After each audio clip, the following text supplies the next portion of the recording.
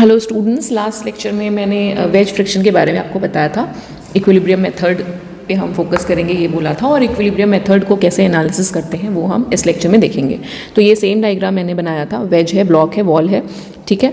तो अब इसका अगर फ्री बॉडी डायग्राम बनाना है तो हमें यहाँ पे दो चीज़ें दिख रही हैं, एक ये ब्लॉक है, दूसरा ये हमारा वेज है, ठीक है। तो पहले हम वेज का फ्री बॉडी डायग्राम बनाते हैं। तो अगर आप इस वेज को ड्रॉ करोगे, अब जिसका हम फ्री बॉडी डायग्राम बनाते हैं हम सिर्फ उसी को देखते हैं, बाकी उसके ऊपर जितनी भी चीज़ें होंगी हमें उसको नहीं देखना, यानी हमें सिर्फ इस पोर्शन को कंसिडर करना है, ये जो हमारा वेज है। तो इसको एज इट इज़ हमने यहाँ पर ड्रॉ किया, ये देखें, ये हमारा एक वेज हो गया, ठीक। अब इसमें फोर्सेस कौन कौन सी लग रही है, फ्री बॉडी डायग्राम में हमें वो फोर्सेस दिखानी है। तो सबसे पहले आप देखो ये पी फोर्स जो लग रही है, पुश, तो हमने इसको यहाँ पर एज इट इज़ ड्रॉ कर दिया। फ्री बॉडी डायग्राम में हम सारी फोर्सेस दिखाते हैं, ठीक है। और ये एंगल जो है यहाँ पर, ये एंगल हमारा हो गया है अल्फ़ा, ठीक है, ये वाला एंगल हमने अल्फ़ा लिया है, ठीक। अच्छा, इसके अलावा आप देखें, ये जो हमारा वेज है, मैंने कहा था जब हम फ्री बॉडी डायग्राम बनाते हैं तो फ्रिक्शन फोर्स इक्विलिब्रियम मेथड में और ये रिएक्शन फोर्स, इन दोनों को ही कंसिडर करना है, ठीक है, प्लस एक्सटर्नल फोर्सेस या वेट। तो अब यहाँ पर देखें, ये जो सरफेस है फ्रिक्शन सरफेसेस पे ही ड्रॉ करना है। तो फ्रिक्शन सरफेस हमारा एक ये AC है, ठीक है, दूसरा फ्रिक्शन सरफेस वेज के लिए है ये AB। दो फ्रिक्शन सरफेसेस हैं क्योंकि यही आपके पॉइंट ऑफ कांटेक्ट हैं, मतलब कांटेक्ट सरफेसेस हैं, और यहीं पे मोशन आपका हो रहा है, ठीक है। तो ये हमारा पहले हम AC के लिए देखें। तो AC जो है वो फ्लोर के कांटेक्ट में है, तो जब इसका मोशन लेफ्ट डायरेक्शन में होगा तो यहाँ पर आपका फ्रिक्शन फोर्स भी आएगा। फ्रिक्शन फोर्स का डायरेक्शन क्या होगा, टुवर्ड्स राइट, क्योंकि इसका मोशन है लेफ्ट। तो ये तो हो गया आपका फ्रिक्शन फोर्स, ठीक। उसके अलावा इस फ्लोर की वजह से इस पर एक नॉर्मल रिएक्शन भी लग रहा होगा। तो यानी हमने यहाँ पर एक ये नॉर्मल रिएक्शन बना दिया, ठीक है। ये हमारा R, इसको R1 ले लेते हैं क्योंकि पहला सरफेस है। और फ्रिक्शन फोर्स का जो डायरेक्शन था वो हमने बनाया इस तरफ, इस तरह से। तो ये हमारा हो गया फ्रिक्शन फोर्स। इसको मैं लिखूँगी μ1 R1 क्योंकि हमारी कैलकुलेशन म्यू के फॉर्म में होंगी, ठीक। तो ये हमारा इस सरफेस के लिए हो गया। अब अगला सरफेस है हमारा AB। तो इस AB सरफेस पे जब हम देखेंगे तो यहाँ पर हमारा आप एक तो रिएक्शन आएगा और दूसरा फ्रिक्शन। अगर हम फ्रिक्शन देखेंगे तो इसका जो वेज है, अब हम मोशन आप देख रहे हो कि ऊपर की तरफ है, लेकिन ये ब्लॉक का मोशन है। हम ब्लॉक का फ्री बॉडी डायग्राम नहीं बना रहे, हम वेज का बना रहे हैं। तो जिसका फ्री बॉडी डायग्राम होगा उसका मोशन देखना है, और वेज कहाँ मूव कर रहा है, इस लेफ्ट डायरेक्शन में, ठीक है। तो यानी इस पे जो फोर्स लगेगी फ्रिक्शन फोर्स, वो कहाँ लगेगी, ऊपर की तरफ, वेज पे, ठीक है। जब ये हमारा आगे की तरफ जा रहा है तो इसकी फ्रिक्शन फोर्स कहाँ लगेगी, ऊपर की तरफ। इस मोशन से कंफ्यूज मत होना, जब हम ब्लॉक की बात करेंगे तो हम ब्लॉक का मोशन देखेंगे, अभी वेज की बात करें वेज का मोशन देखेंगे। वेज हमारा लेफ्ट में जा रहा है तो फ्रिक्शन फोर्स ऊपर की तरफ, यानी यहाँ पे हम सीधे सीधे बना दें, ये हमारी फ्रिक्शन फोर्स जो आएगी ये इस तरफ आ गई, ठीक है। ये हो गई हमारी, इसको μ2 R2 मान लेते हैं, सेकेंड सरफेस है, ठीक। और जो रिएक्शन लगेगा वो हमेशा इसके परपेंडिकुलर लगेगा। तो हमने यहाँ पर ये राइट एंगल में रिएक्शन लगा दिया R, ठीक। और रिएक्शन और फ्रिक्शन के बीच का एंगल देखिए यहाँ पर 90 आपको दिख रहा है, ठीक है। तो ये हमारा बन गया अभी फ़िलहाल नॉर्मल फोर्सेस। अब हम ये देखेंगे कि क्या हमें रिजॉल्व करना है, क्योंकि इसमें अगर एंगल इंक्लाइन फोर्सेस हैं तो हमें उन्हें रिजॉल्व भी करना होता है, उनके कंपोनेंट भी लेने होते हैं, ठीक है। तो अगर हम देखेंगे तो ये R भी इंक्लाइंड है और ये जो फ्रिक्शन फोर्स है वो भी इंक्लाइंड है to some angle with respect to horizontal, यानी हमें इन दोनों फोर्सेस को रिजॉल्व करना पड़ेगा। तो पहले हम जब रिजॉल्व करते हैं तो सिंपल सी चीज़ है, हम इसमें ऐसे एंगल बना लेते हैं। यहाँ पर एक कंपोनेंट ये होगा, एक ये होगा वर्टिकल कंपोनेंट, एक ये हॉरिजॉन्टल कंपोनेंट। सिमिलरली जब हम इसमें करेंगे तो हम यहाँ पर एक कंपोनेंट इसका ये ले लेते हैं और एक कंपोनेंट हमारा आएगा ये फ्रिक्शन का, ठीक है। तो अब यहाँ पर अगर हम इसका एंगल देखें with respect to this horizontal, क्योंकि इसका एंगल अल्फ़ा है तो इस फोर्स का एंगल भी इसके साथ में अल्फ़ा ही होगा, ठीक है। तो यानी ये हो जाएगा μ2 R2 cos अल्फ़ा, और ये हमारा हो गया μ2 R2 sin अल्फ़ा। सिंपल हमने रिजॉल्व किया है, ठीक है। आप एक किसी भी प्लेन पे कर सकते हो, हॉरिजॉन्टल वर्टिकल, जिस पे एंगल पता हो उस प्लेन के अबाउट आप रिजॉल्व कर लेना।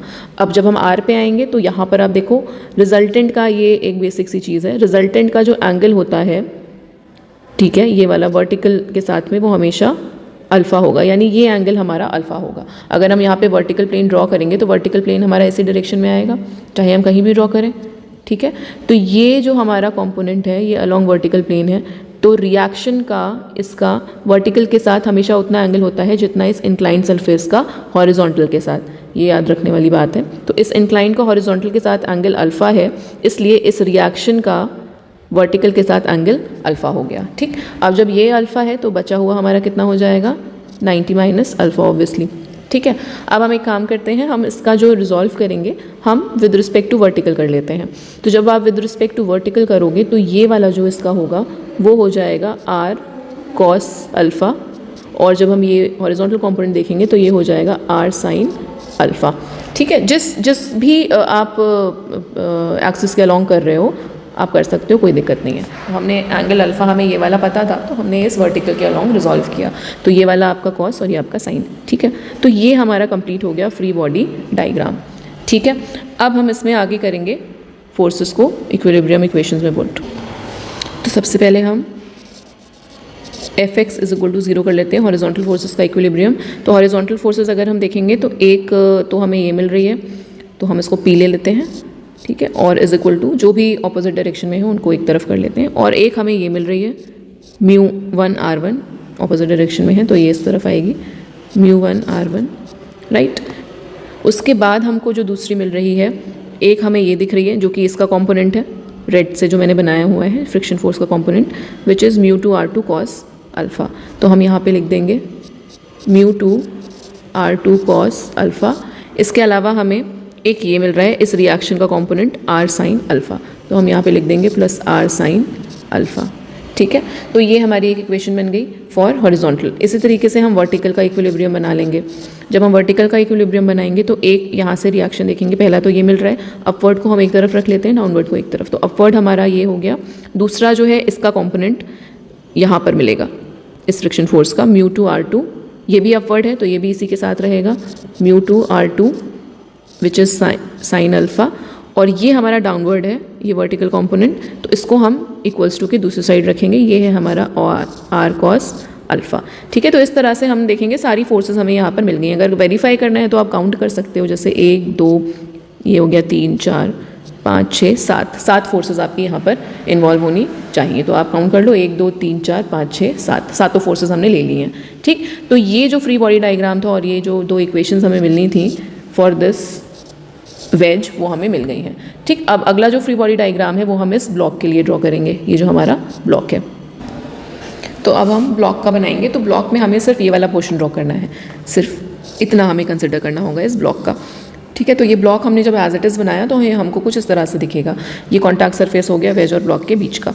ठीक है, अब यहाँ पर देखिए एक चीज़, सबसे पहले तो इस ब्लॉक का वेट हमको कंसिडर करना है। तो जब इसका वेट हम कंसिडर करेंगे तो वो हमने कह दिया कि सपोज इस डायरेक्शन में वेट लग रहा है हमारा W इस ब्लॉक का।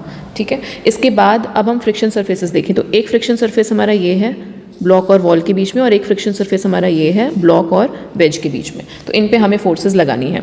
तो हम सबसे पहले यहाँ पर इस सरफेस पे देखते हैं वेज और ब्लॉक के बीच में। तो जब यहाँ पर हमने देखा, ठीक है, जब भी हम कॉन्टैक्ट सरफेस की बात करते हैं, जब हम ये सरफेस यहाँ पर ड्रॉ कर रहे थे वेज के लिए, तो इस पे जो रिएक्शन आ रहा था वो डाउनवर्ड डायरेक्शन में था बिकॉज ऑफ दिस ब्लॉक। ठीक है, और इसी रिएक्शन की वजह से जब इस ब्लॉक का मोशन ऊपर की तरफ हुआ है, ये इसके साथ चिपक के रहा है, मतलब ये ऊपर की तरफ इसको छोड़ के उठा नहीं है। ठीक है, ये इसके साथ ही ड्रैग हो के आगे की तरफ बढ़ा है। ठीक है, स्लाइड होकर, तो इसी रिएक्शन की वजह से तो ब्लॉक ने डाउनवर्ड डायरेक्शन में लगाया रिएक्शन इस वेज पे। ठीक है, जब हम वेज का फ्री बॉडी डायग्राम बना रहे थे। अब जब हम ब्लॉक का फ्री बॉडी डायग्राम बना रहे हैं तो ये जो वेज है ये अपवर्ड डायरेक्शन में ब्लॉक पे तुम्हारा रिएक्शन लगाएगा। ठीक है, तो इक्वल एंड ऑपोजिट रिएक्शन लगते हैं कॉन्टैक्ट सरफेसेस पे। ठीक है, तो ब्लॉक ने डाउनवर्ड लगाया तो वेज ने अपवर्ड लगाया, which is equal and opposite reactions. ठीक है, तो सेम हमें वही चीज़ यहाँ पर करनी है। हम यहाँ पे बना लेते हैं, इसकी वजह से बनाएंगे तो इक्वल एंड ऑपोजिट है, तो ये हमारा R2 ही रहेगा क्योंकि हमने सरफेस पे R2 लिया था। ठीक है, अब फ्रिक्शन के मोशन की हम बात करें, फ्रिक्शन के अगर हम डायरेक्शन की बात करें तो यहाँ पर फ्रिक्शन का डायरेक्शन जो है वो चेंज हो जाएगा। जैसे जब ये ब्लॉक, अब इस ब्लॉक के मोशन को देखेंगे तो जब ये ब्लॉक ऊपर की तरफ है तो इसके लिए जो फ्रिक्शन क्रिएट होगा वो होगा नीचे की तरफ। ठीक है, तो इस केस में फ्रिक्शन आएगा नीचे की तरफ, जबकि आप वेज में देखो फ्रिक्शन कहाँ आ रहा था, ऊपर की तरफ आ रहा था। तो वही हो गया इक्वल एंड ऑपोजिट रिएक्शन और फ्रिक्शन फोर्स दोनों फॉर अ कॉन्टैक्ट सरफेस। तो यहाँ पर हम जो लगाएंगे वो हमारा फ्रिक्शन फोर्स इस डायरेक्शन में लगेगा। ठीक है, क्योंकि हमारा वेज का मोशन जो ब्लॉक का मोशन जो है वो इस तरफ है, इस तरफ मोशन है। तो यहाँ पे हमने कर दिया सेम μ2 R2, ठीक है।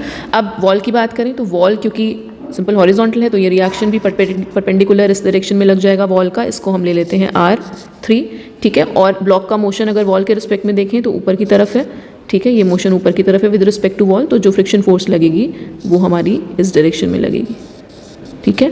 ये हो जाएगा μ3 R3, ठीक। अब हमारे पास में 1 2 3 4 5 फोर्सेस हैं, ठीक।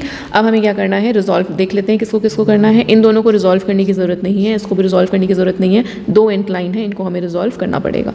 तो यहाँ पर ये एंगल हमारा अल्फ़ा ही होगा, सेम। अब जब हम इसे रिजॉल्व करेंगे तो यहाँ पर हम पहले इसको देखते हैं फ्रिक्शन फोर्स को। तो एक इसका जो कॉम्पोनेंट है आपका वो इस तरफ आएगा और एक कॉम्पोनेंट इसका हॉरिजॉन्टल डायरेक्शन में इस तरफ आएगा फ्रिक्शन फोर्स का, ठीक है। अब हमें बस एंगल देखना है कि हम किस हॉरिजॉन्टल के साथ में एंगल करेंगे। तो ये अगर अल्फ़ा है तो ये एंगल भी अल्फ़ा ही होगा, ऑल्टरनेट एंगल हो गया, यानी इसका ये कंपोनेंट हो गया μ2 R2 साइन अल्फ़ा और फ्रिक्शन फोर्स का हॉरिजॉन्टल कंपोनेंट हो गया μ2 R2 कॉस अल्फ़ा। तो ये रिजॉल्व कर लिया। ऐसे ही इसको भी रिजॉल्व करते हैं। जब इसको रिजॉल्व करेंगे हम अपना, तो ये एक हमारा हॉरिजॉन्टल कंपोनेंट है, ये वर्टिकल कंपोनेंट। फिर से रिएक्शन का वर्टिकल एक्सिस के साथ एंगल सेम होता है, जो हॉरिजॉन्टल का इंक्लिनेशन होता है, तो ये अल्फ़ा हो गया, ठीक है।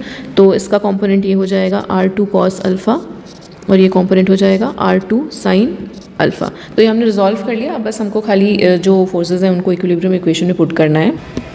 तो जब हम इसका वर्टिकल फोर्सेस का इक्विलिब्रियम हॉरिजॉन्टल फोर्सेस का इक्विलिब्रियम देखेंगे तो यहाँ से हमको एक ये फोर्स मिल रही है हॉरिजॉन्टल, दूसरी ये फोर्स है हमारी हॉरिजॉन्टल, ठीक है, फिर ये तीसरी हॉरिजॉन्टल फोर्स हो गई। तो यानी इन टोटल हमको यहाँ पर 3 हॉरिजॉन्टल फोर्सेस मिल रही हैं।